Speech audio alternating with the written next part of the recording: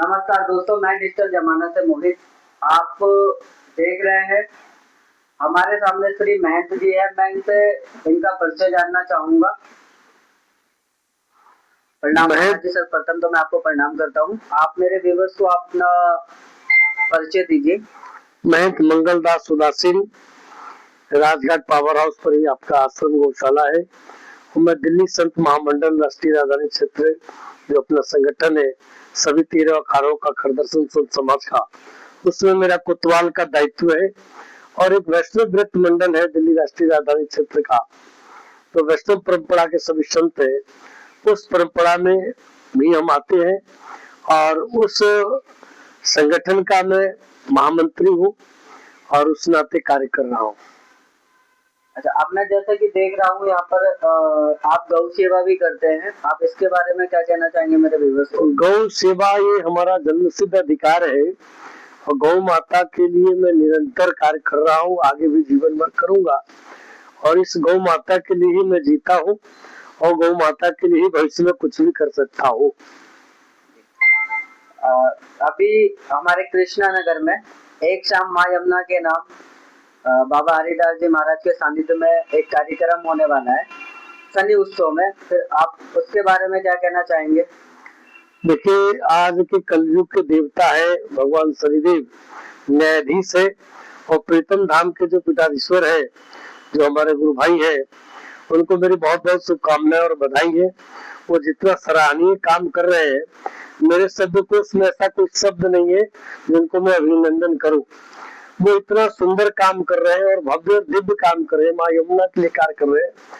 उनको कठिनाइयां और समस्याएं तो बहुत आ रही है और आजीवन आएगी, वो जब तक जिएंगे इस धरा पर आएगी, पर उनको उन कठिनाइयों से सामना करना है। और वो क्या सामना करेंगे? जिसके पास माँ भगवती का स्वयं कृपा हो, माँ यमुना की उनके ऊपर कृपा है। इस धरा धाम पर जो देवताओं के न्यायाधीश के रूप में जो देवता बने हुए भगवान शनिदेव, उनकी भी उनके ऊपर कृपा है।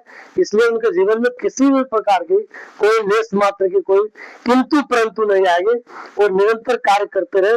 मेरी भी शुभकामनाएं और हर प्रकार की साथ उनका तन मन धन से और जरूरत पड़ी असला बारूद गन से भी उनके साथ हूँ और साथ था और साथ रहूंगा।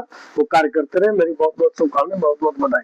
महाराज जी, अभी मुझे ये जानकर खुशी हुई कि आप पिछली साल भी गए हुए थे शनि उत्सव में। आप पिछली साल में जो महाराज जी ने कार्यक्रम करा था उसके बारे में कुछ बताइए। मैं अपनी आंखों से देखा है कि बारिश हो, ठंडी हो, जाड़ा हो, गर्मी हो, धूप हो, कड़ाके की ठंड हो, कड़ाके की धूप हो, उसमें माँ यमुना के अंदर इतने इतने जंगों से ऊपर तक कीचड़ों में फैल कर उस कीचड़ में जा करके वो पूरे चुनते हैं, सफाई करते हैं। क्या उनकी त्याग नहीं? क्या उनकी तपस्या नहीं?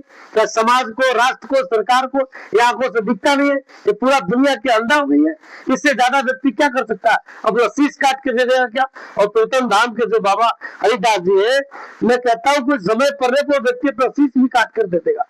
एकलव्य की तरह वो अपना दान, उल्टा दान दिया था, ये शीश भी दान दे देगा। किसके लिए? इस राष्ट्र की रक्षा के लिए। यमुना अगर स्वच्छ होगी, सुंदर होगी, अविरल होगी, तो इस देश का भला होगा, इस दिल्ली में रहने वाले लोगों का भला होगा। उनका व्यक्तिगत क्या स्वार्थ हो जाएगा?